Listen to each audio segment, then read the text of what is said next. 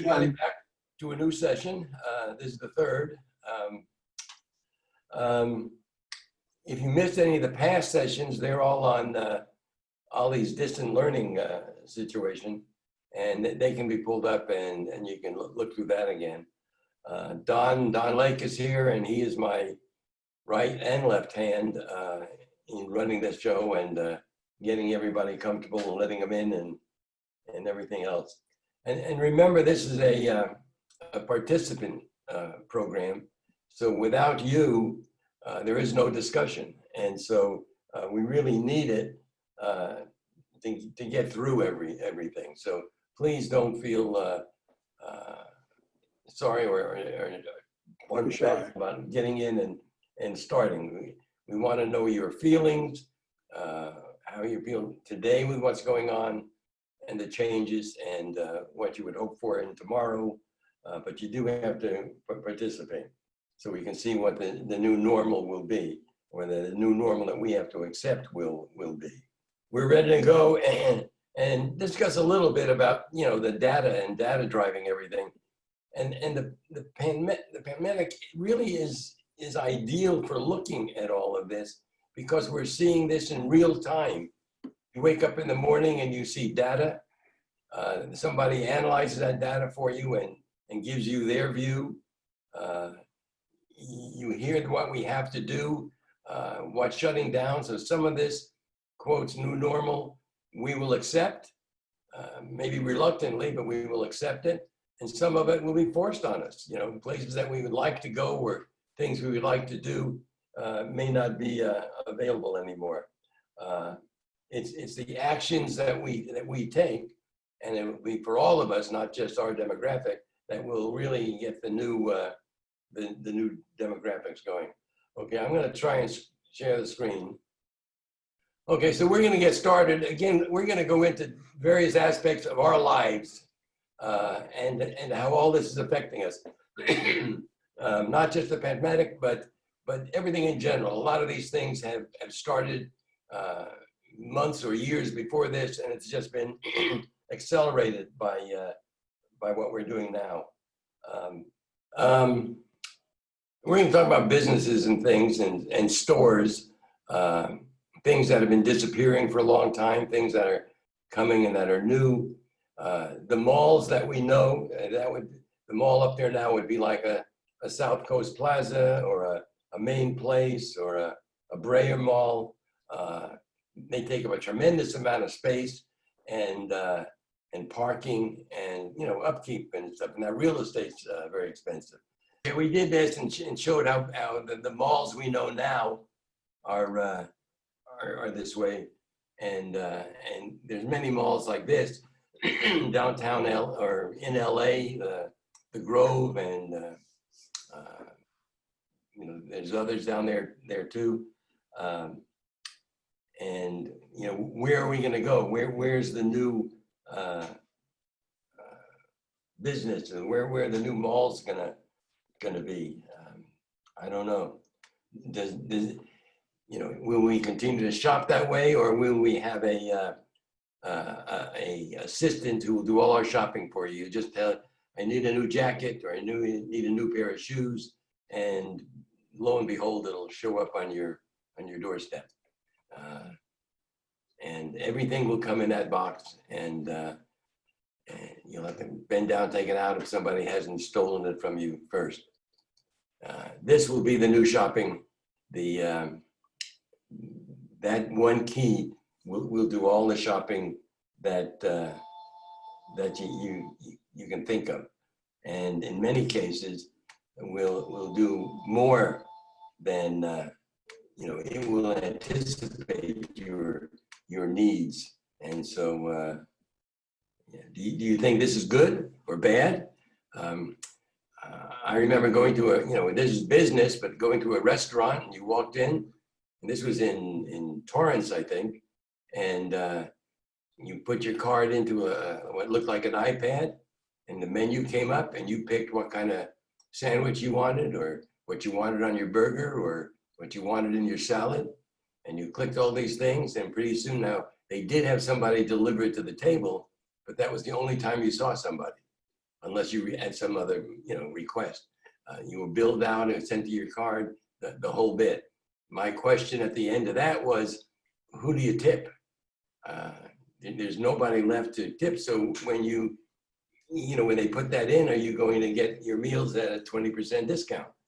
Or do you have to tip a robot who comes in and delivers it for you? Thank you. Okay now. Yeah.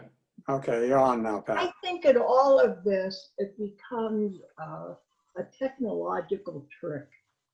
And I think we're forgetting the importance of human contact. I Absolutely. think we're all feeling it. It's nice to see everybody on the screen, but I'd rather shake hands, hug, talk face to face. I don't, there are too many questions you might have that isn't Pat, on a checklist. But Pat, will you be comfortable buying from a screen or a catalog where you don't see anybody? I mean, are you, it took me a long time, but I'm there now. And, more and more things, and you go to the computer, to your Amazon, and you can, if I have to go out. I've been supporting the economy by buying online, but there are certain things that you know. But if it was something I wasn't familiar with, I don't think I'd be too comfortable. But I went online and bought I needed eye drops. And this is a while ago. And I could either get in the car and drive down and whatever eye drops were in that store I had to get. Or I pulled up on Amazon. Of course, they sent the drops in a great big box. But I got exactly what I wanted in 2 days. And it was just easier, The kids got to this before we did. When you talk to kids who were at school, colleges, in the dorms would call up and order online.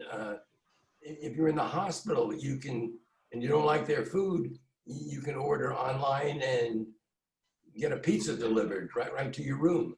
I mean, it's a whole new paradigm that many of us haven't had to deal with.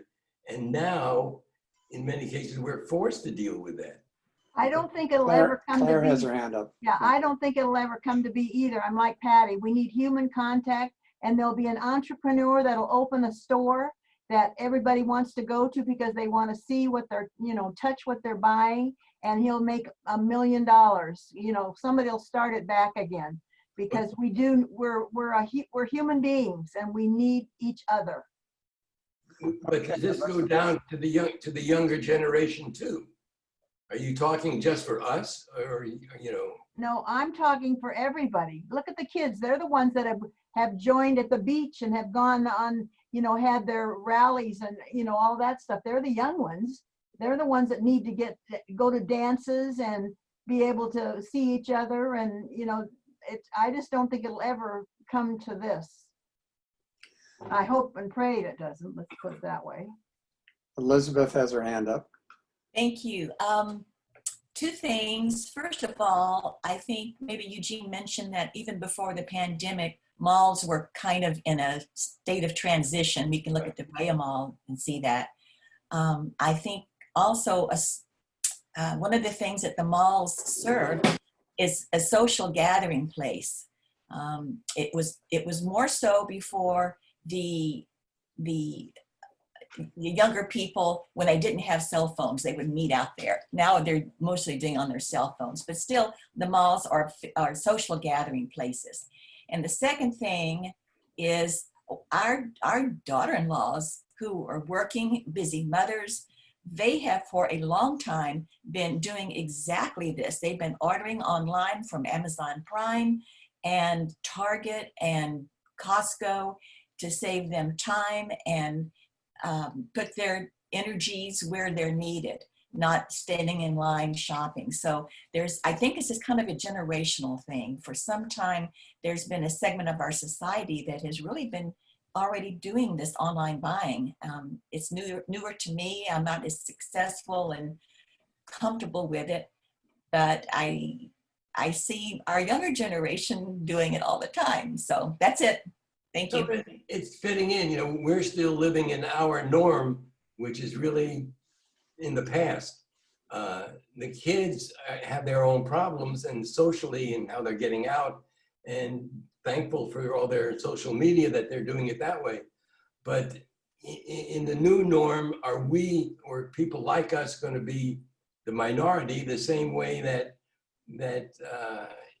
today we're the norm, but it won't be the norm tomorrow, and we'll be the old norm or whatever we want to call it.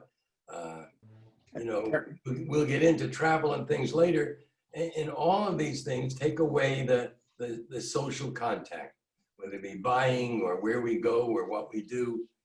That's the one thing. You know, I think at the beginning we talked about you get things which are nice, but you pay the price, and the price isn't always in money. It can be in privacy. It can be in loss of contact, or, you know, will the social graces still be available when kids don't grow up that way? They start out as infants practically on a computer. You take a young, less than 1 year old, and you read to them, and pretty soon when they get on an iPad and they want to turn the pages by swiping. I mean, it's just that's it's not a new normal for them. That's the normal. And you know, and that's what we're going to try and do in the rest of this, is get each aspect of our life, whether it be business or travel or anything else, and see what is being affected, how it's affecting us, and really what we hope for the future. Claire hopes that we contain a lot of the social parts of it. If that's an important part, I think we'll have to figure out a way to do that. But until then, we're really in a state of flux. You know, if we can come back in 50 years and look at this segment of time, it will just be a bump when the transition from one thing to digital. Everything, you know, is really digital. What frightens me most is the social digital buddy. So you've got your elderly grandmother, me, we're all elderly now, in the hospital. There's no companionship there, and so you've got this robotic friend who knows everything about your life and knows your hobbies. So if you like Scrabble, I mean, well, a game that you could play without touching, but all your interests. So if you're interested in something, this social buddy can talk to you about it. Their friend couldn't. And the little kid, his social buddy. So instead of having a babysitter, you've got the social friend there who knows all about your little kid. So the replacement actually of a friend by this social buddy. But, you know, there's things that we lose by not being able to see, whether it be body language or facial appearance, everything. We can talk to each other. This meeting was on a telephone and we couldn't see each other. It would be entirely different than being able to just see each other and see how we are at this moment. Okay, what this one started out was, we all finished with that last one with business. We're going to go on now to buying clothes and things. And if you hit the wrong button like I just did in looking for clothes, and you ask for a classic wardrobe, you might get this. And you might not be thrilled with it. And then again, you might be. Maybe you'd like to go back to that thing. I could just see myself in long stockings like that. It more than likely will be that you'll go online or someplace and you'll say, I need a jacket. And you'll tell them, you'll part what color it is and what shape it is. And you'll also put in there how many devices you have, so that when you get your jacket, it'll have a pocket for each and every device that you have. You may want a more functional jacket, one that you can, by yourself, play an accordion with, or any other function that you could do. And you be in a band, you won't have to cart around your accordion or your drums or anything else. You'll just sit there and play on yourself. in the video, it showed the way clothes can be bought, even now in some stores where they have mirrors that you can look at, and without ever going to a changing room or doing anything, you can put clothes on and change the colors and make different designs or add to it or not. And then even email it to your friends or text your friend and see, oh yeah, I like that jacket on you, that's really good. But that's there now, not widespread. I know on TV out here, I've seen shoes on sale and that way, and shirts and pants and suits. I mean, you have to go to the computer to buy it, but they advertise it on TV. So it's coming, maybe slowly, maybe faster now that the pandemic is here. Maybe you'll have a 3D printer and you just plug in one of these different types of cloth and design your own shirt and your own pants and whatever else. And those things will have sensors in them that can adjust their size. So if you gain or lose weight, you don't have to run out and buy another pair of pants. It'll just automatically do that. You know, a sensor that is the other big thing in all of this data is just something that senses things or is a physical change and then puts that into an electrical charge and then sends it someplace. So the actual fads and fashions may not be data driven, but the fact that it spread so far and it is driven by what everybody does in California, maybe tomorrow everybody will do in Kansas City. You know, clothes maybe, you know, will they be able to take a suit that I don't wear a lot and the new suits come out and have narrower lapels and I'll just push a button and my suit will have, you know, more narrower lapels. It really gets to your mind if you sit down and discuss this, what it could do. And anything you say, any seemingly untoward thing that would go through your mind, you can't knock off. It could come, maybe not tomorrow, but maybe in a few years. Maybe when you come back 20 years from now, it'll be that way. How about entertainment? You know, Claire, where are you going to have your movies in the future? Where we're doing it now on the computers. Will you need somebody in a room to do that? Absolutely, and I think you cannot enjoy music without being there and hearing a symphony. I mean, you can listen to radio, but people have done it for years, but there's something about or watching a stage show or something. It's just, I just don't think that's going to happen. Unless we're in, like somebody brought up 1984, and that is all coming to pass. Well, it's only coming to pass if we let it. So we have to do something about it. Well, that's exactly right. The new normal will not be you or me. It will be what society decides. Yeah. So we still have to keep letting the kids sample these things and know how marvelous they are, rather than. But how can you predict anything when you say people want to go to the movies for all of its good things because they want a great big screen and tremendous sound and all these things, and then they go and they want to buy a watch to watch another movie on, or their phone or an iPad. So you can't even equate the size of it. No. It's a whole social being. It's being one place. Did any of you go to the opera when it was in the movies? It may still be there. I don't know. They were. Patty would know. Yeah, they were still doing it where you could go to a theater and see an opera. Right. It wasn't streaming it because you had to go at a certain time and you would see the New York Opera live. I went to one in a theater here that was the LA Philharmonic, and you're sitting amongst a whole group of people, and The sound is better than you can get at home, and it has a lot of advantages to it. And you're with other people. It was a fairly good substitute for going into LA and watching that.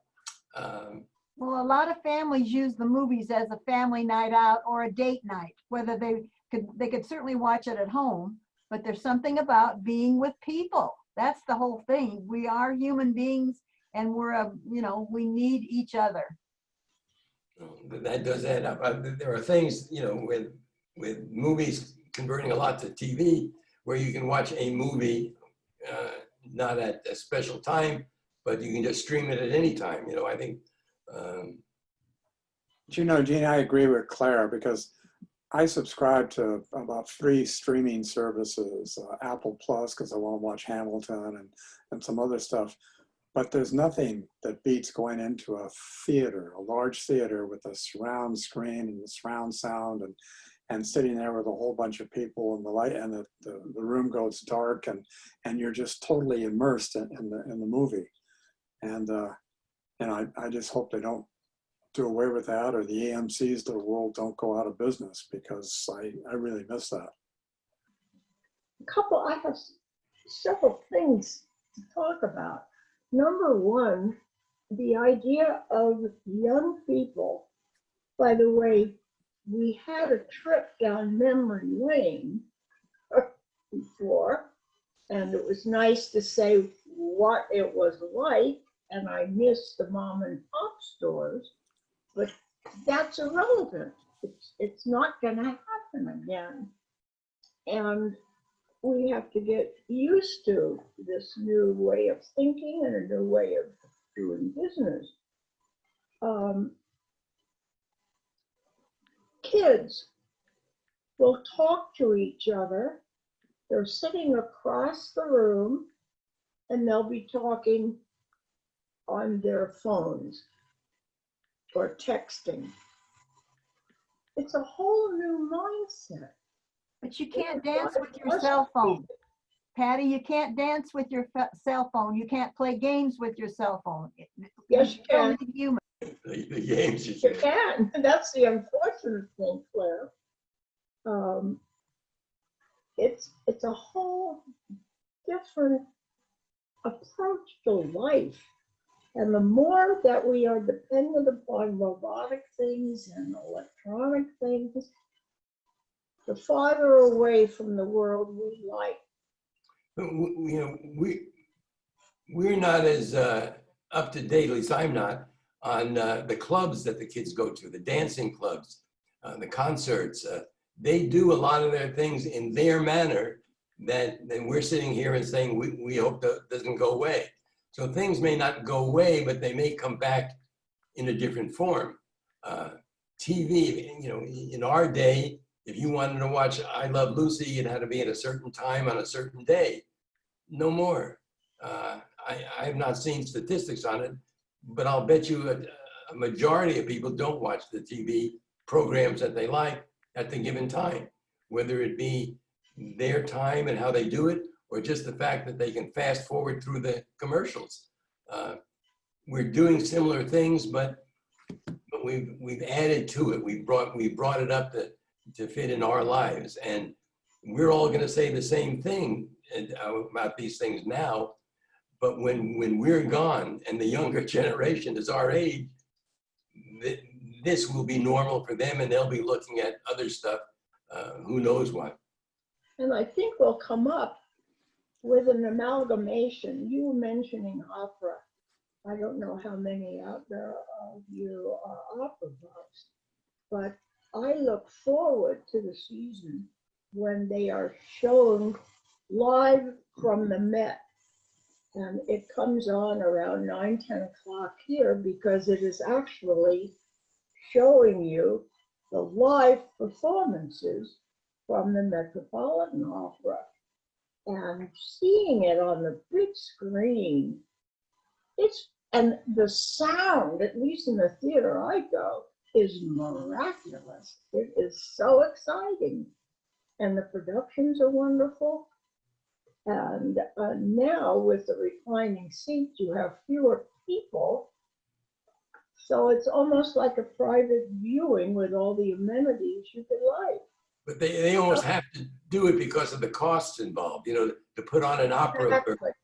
4 or 5 times or do it online through the whole country. You know, I can remember, and I'm not an opera person, but I can remember the Hullabaloo when it may have been the New York Opera. They put, I want to say subtitles, but they did a translation of what they were singing because it was very often not in English. So they had a translation above the stage, and there were true opera people who thought that was awful. No, it's standard today. Now it's standard. So maybe that's the key. What's new now will be standard in the future. Oh, when you talk about, you go into that theater, it's huge, the sound is wonderful, you're totally captivated. Well, what about those virtual goggles they put on? Right. The guy is actually flying the plane, or he is, I mean, you feel that you are climbing that mountain. Maybe that's the key. Maybe that, you know, but if you talk to kids, they have the same things. Most people put earbuds in their ears to listen to music, or you talk to a kid who really or anybody who likes music, and they got those great big earphones on that they've locked out everything. You can be behind them and yell at them and they don't hear you. And it's that kind of sound that overpowers our senses, or one of our senses, or some of our senses. And but Eugene, consider that you're actually on top of that mountain with right. these glasses. I mean, somebody could die of a heart attack because he thinks he's going to fall. And you're standing in your home, you're sitting down in your home. How real is that? Well, later on, we're going to talk about travel. And one of the things I mentioned is that, will people travel? Will they put on that gadget on their head and walk down into the Grand Canyon? And the good part about that is they don't have to walk back up.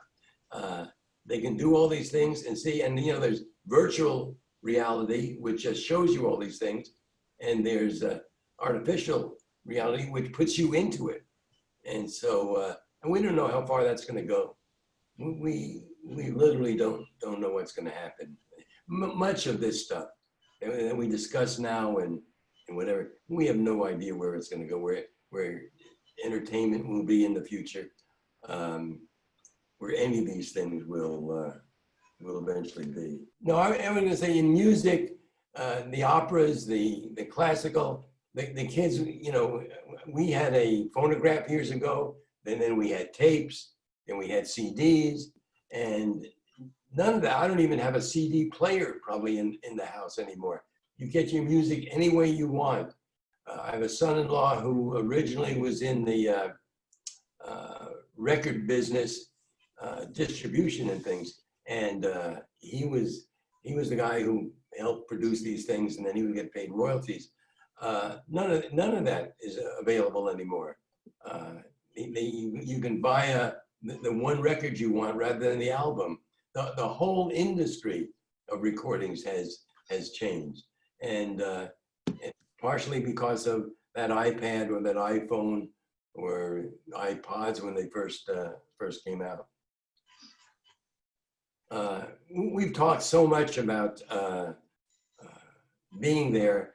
I agree with all of you that being at the Hollywood Bowl under the stars, and even beforehand eating there was fantastic. I don't think you can find that again any place in your home. That's a big advantage to being there. The advantage also is, or the disadvantage also is that I don't have to get in my car and drive there and find a place to park. And when I'm ready to go home, I always park behind the last guy in the theater to leave. So I sat there for a half hour and then I drove home.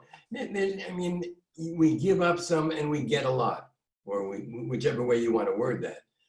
For all of these things, whether it be the TV or the iPads and how we get, when you listen to music or watch the opera on those, you're giving up something.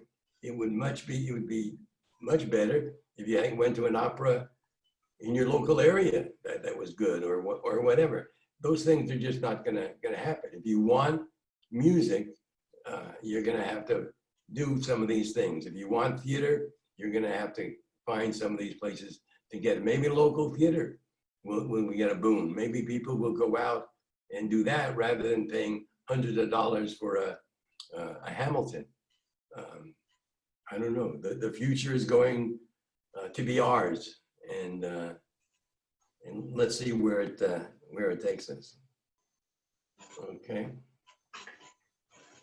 The only other thing I want to touch on in entertainment is they're going to open up sports seasons pretty soon without the fans. And that's going to be very, very interesting. It wouldn't be so bad if you could have all your friends over to watch a football game, but that may be a no-no too. If we're all hunkered down just to watch a game on TV, will we watch it? I don't know. But it will be a panacea for a lot of people who maybe can't afford to take their kids to a Angel game and park and buy all those hot dogs and hats and things, and they can do it all in their own home. And they'll just, same way, they'll sit in their backyard and listen to their music and on their laptop. And we, SC has a fall practice or something where they have a lot of people at the end of their practice during their summer or spring. They do it at the Coliseum, and they make it good for people to come at a cheap price. But what they do is they put loudspeakers around, and so that the kids playing, or maybe the people watching the game, get the feel that they're in a big crowded stadium. So, when you watch something on TV or these other things, and you hear tremendous applause, are they really applauding, or is that just a soundtrack? UCLA and Nebraska are going to start playing at the end. They early September. They've got games, and they're practicing, both UCLA and Nebraska. But I think they're without fans. I don't know what's been opened up yet, but it may. And I think that enters into a lot of stuff too. What do the people want? There are kids and other people who just want the beach, and they'll do anything and give up very little to go to that beach. And if there's one thing that'll get the people enthralled in this country, it's a football game.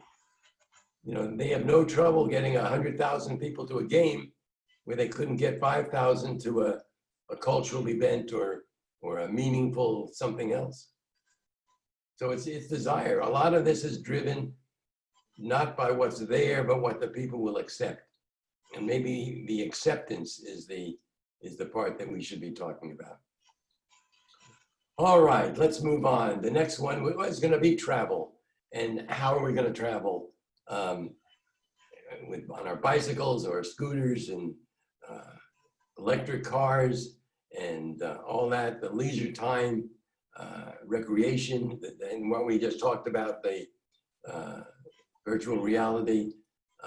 Is that going to be our new norm, and will that change?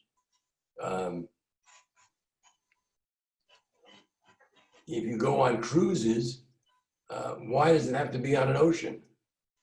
How about a cruise like this that could take you to some cities inland that people who cruise a lot never get to? You could cruise on that up into the mountains and get off that cruise ship and go skiing or anything else you want, or go see that concert in Europe and then get back on that. It may be a neat way to travel around. So you have to open up to different ways of the same concepts. A cruise that doesn't have to be in the ocean. The car doesn't have to be your only way of transportation. Uber and Lyft and Airbnb, this whole new shared economy is coming one way or another. When it turns out to be a majority is to be seen, but I think it's there, and for some people it's a great godsend to be able to live in a city like Los Angeles and not have a car. We visited people in New York City years ago, and nobody had a car. If they wanted to go any place, they rented a car for a weekend. You could, if you were in New York and you wanted to rent a car on a Saturday or Sunday, you couldn't get it. All the locals took it. Go ahead. As a retired travel agent of 40 years, I can tell you right now, I'm thankful I'm not in the business. But what they're doing, the cruise lines are ready to go, but there are no ports that will open up to them right now. Alaska is really going to hurt this summer because they have absolutely nobody coming up there, you know, to keep them in business. And I just sent an article to Phil because yesterday at Behind the News, he wondered about the EU banning, you know, Americans. And that's going to kill them, except they could go to England and Scotland and we'll take it in. But it's the ports that won't receive people on cruise ships. They have to open up and be willing to, have somebody come on their land. They can cruise to nowhere, I guess, knowing that they're safe. But anyway, that's what's going to happen. The interesting thing there is, would you go on a cruise today? I mean, a cruise ship? Absolutely. If I knew that everybody was virus free, sure.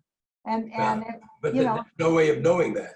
well, they will. I'm sure before they go cruising again, they'll have everybody test their temperature before they go on, or maybe even get a doc. I know you have to have a doctor's okay now to cruise if you're over 60 or 65. I don't know what the age is, but now they're going to be asking for doctor's permission for people our age to travel. And but I think, yeah, I would, because they're going to be so safe. I mean, after Princess had so much trouble, every cruise ship is going to be, you know, so safe and make sure that people don't have a virus. But look how many years they traveled with this Legionnaire's disease on board, you know, passing it every, you know, it just was years. What about the people who work on the ships? Well, they're going to be doubly checked, just like, you know, people were going after President Trump not, you know, wearing a mask. The thing is, he is tested every day, and everybody that comes in contact with him is tested. And so they know that their virus is not there. So, you know, you can't, it's, you know, it'll be interesting to see. Right now, travel to China is down. Even if the virus wasn't there, I don't think people are going to go to China. They want to go to Japan because they trust Japan. But this is, you know, from a trade magazine. And I think the EU is going to have to make some changes because we bring too much money in to the countries. Well, it affects everybody. You can't do. But I think the United States is the new normal. People don't want to come into United States because the virus. And that's a tremendous thing because tourism is a great part of our economy. I mean, a lot of things depend upon tourism. And if we don't have it, if people don't want to come here or feel they can't, or we keep them out, it's a big problem. The last thing, although we laugh at it, is maybe we'll take a trip into space, away from this country. Maybe the question is, will we colonize space, or when will we colonize space? Will the old adage of beam me up, who was it? Scotty, beam me up, Scotty, in Star Trek becomes the new, quotes, normal. Well, if you have $1 billion, you can afford to travel to the space.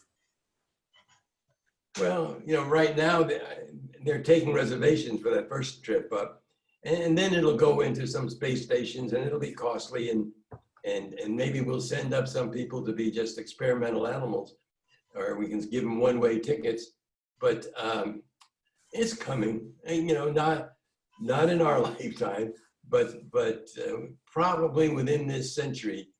It may not be routine, my feelings, it may not be routine, but there will be people going to something on the moon or something in space.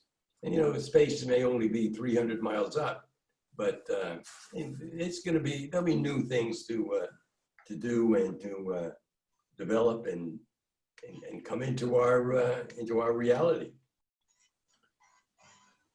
You don't get anything done? Okay. Now, how are we going to live? There's a picture of the LA basin, pretty much the way it is today from an airplane. And we live down there, and Cal State Fullerton is down there. And we know all the ramifications of having to use cars and the air pollution and everything else. And that's the way LA is developed. What about a new type?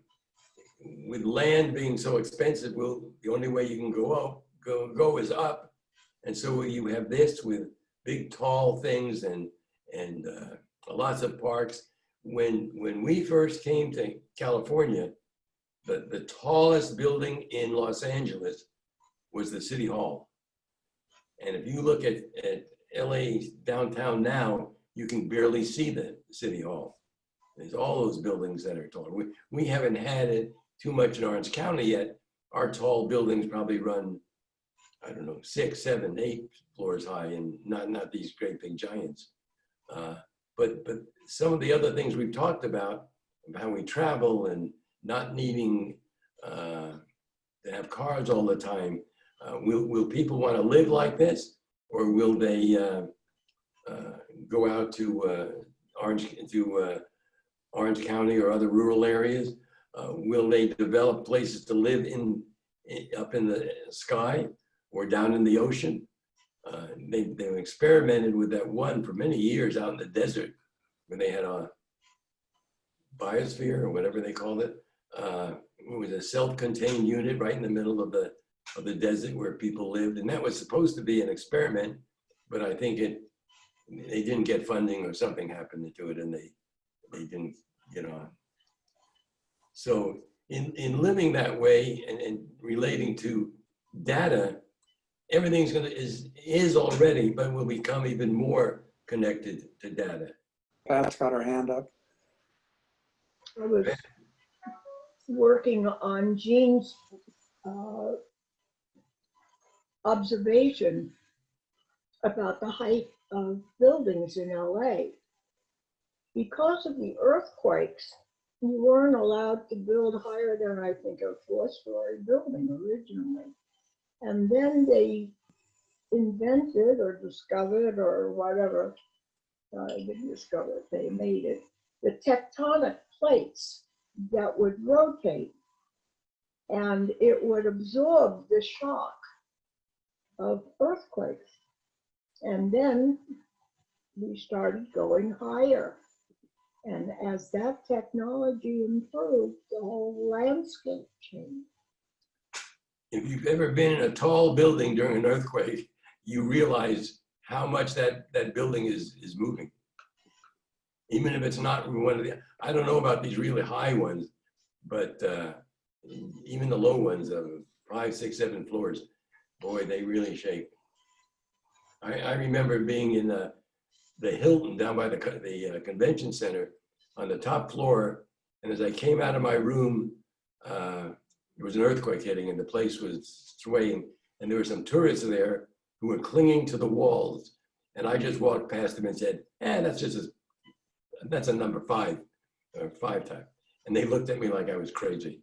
I mean, we take for granted a lot of things that other people yell about, and other people take for granted things that we yell about. And we were talking before about typhoons and tornadoes. I wouldn't want to live in that area, and I give up that so I can live around earthquakes. But all of these things, even now, you're beginning to see the everything's connected, the Internet of Things, the doorbells that you have now that will tell you who's at your door or who's down the street. Anything you have that will tell you that you're running out of this. The stores that don't have to take in, they used to take inventory of these stores by closing it down and having people count every unit in the place. And now that's all done digitally, either with a gun where they point it at the labels, or they just keep track of everything. So it's changed all sorts of things. that phone you carry in your pocket. We keep saying phone, but it's so much more that just has a phone attached to it. And these things that we talk about that are connected, they also think. When they see how, when you turn off your electricity, when you cook, when you do what temperature you like, and pretty soon you don't have to set things anymore. It does it automatically for you, and you have to just set it when it's an abnormal situation. And as this goes on, we take it for granted. You walk in a room and you clap your hands and the lights go on, or you say something, or you tell your device to play the such and such opera, and all of a sudden your room fills with that music. And maybe the first times you did that, you were startled or you felt funny about it, and now you just take it for granted. And the only time you think about it is when it doesn't work, when something's happening that it doesn't go through. But they have the technology now that if your milk is down, it can signal to a store to send you milk. As we said, the thermostats, everything else. Do you remember the TV show, The Jetsons? That was on a long time ago, and that was all science fiction. And all the, maybe not all of them, but most of the things in there, we're there now. Maybe not completely, but we're close to it. You remember Dick Tracy and his two-way radio? That's right, and he put it on his wrist. Watch. Oh my goodness. People couldn't even fathom that would really happen. Well, the timeline will be from the timeline will be from the Flintstones to the Jetsons to the future. And so where will we be, and you know how fast that will go. Any comments on where you're living now, or where you would like to live? What you would hope, you know, with all these things going on now, they're getting a fair amount of people moving from the city out to outlying suburbs and the rural areas, because many of them don't have to work at home anymore, or would not have to work in the office anymore, so they can work at home. And so what started out as gentrification, where a lot of people are moving into the city, now with all of this kick, it may reverse itself.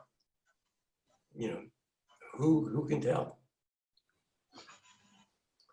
The design of houses, if you don't have cars, maybe you don't need garages, and certainly parking lots, and even big thoroughfares. Not going to happen quick, but over a long period of time. And there's a lot of things that, and I'm sure they're even working on them now, that will have to be taken into consideration. And a lot of it, as I keep repeating, is not on what they do, it's what we will accept. And sometimes our acceptance comes after we're beaten on the head for a couple of times. And the acceptance will be a lot faster because certain things were taken away from us through this pandemic. Years ago, the Farmer's Almanac was the Bible, was the Sears catalog. And it told, it still does, I think it's still in print, the weather patterns for, I think, 5 years ahead. And very often very accurate, maybe not to the day, but it told enough to the farmer of when to plant their crops, when to harvest their crops, and what the rain and the droughts and all the rest of it. And so that's the way we lived. That was the, quotes, normal. Farming was, in many cases, a risk.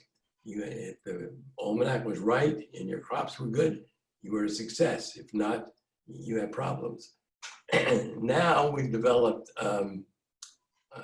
satellites, which not only can tell about storms and typhoons and hurricanes and other things, but can tell you about rain and droughts. They can read the land and tell you when you have to fertilize these acres or put this in, what crops you should grow, when you should plant them, when you should harvest them.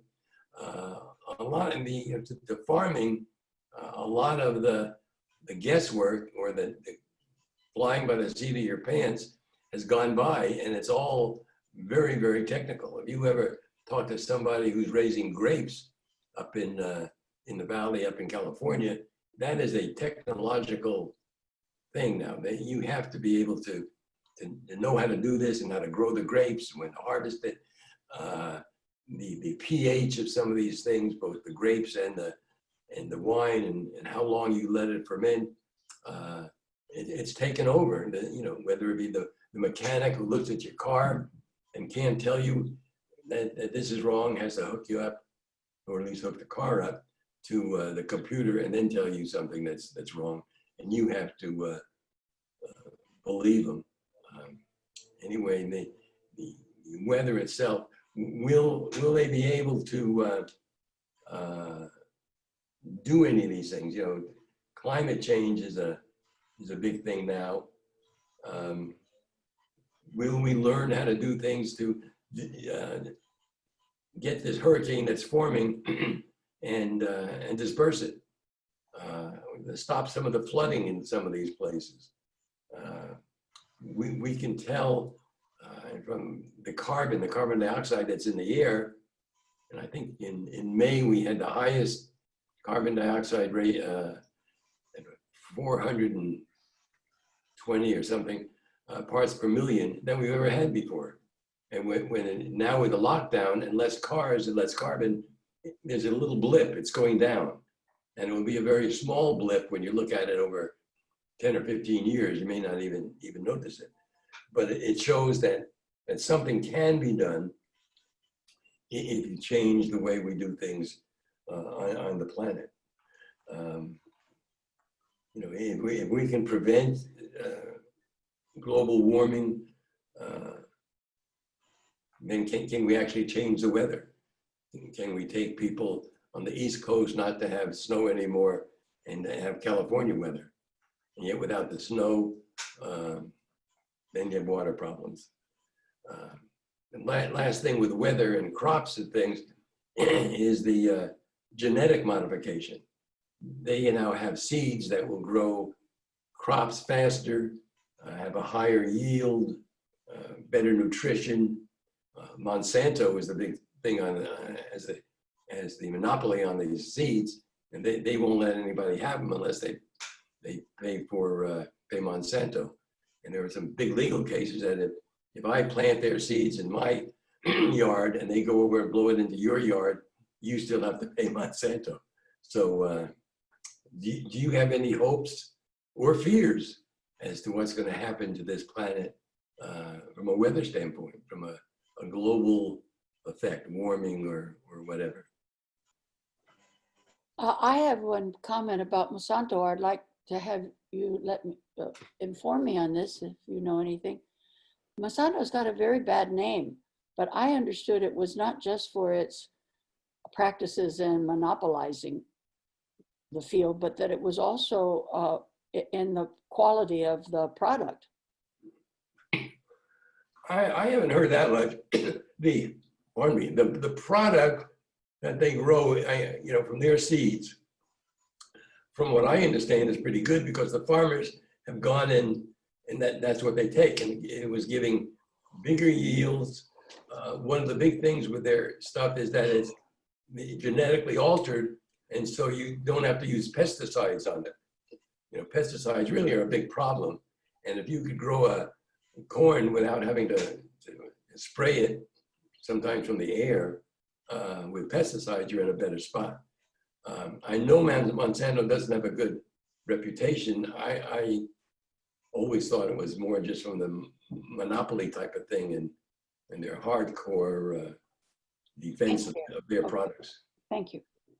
I know somebody who actually did join a class action suit and just recently got a letter saying, well, you didn't really qualify. Now, this is somebody who died of lymphoma, you know, which is the thing they advertise a lot.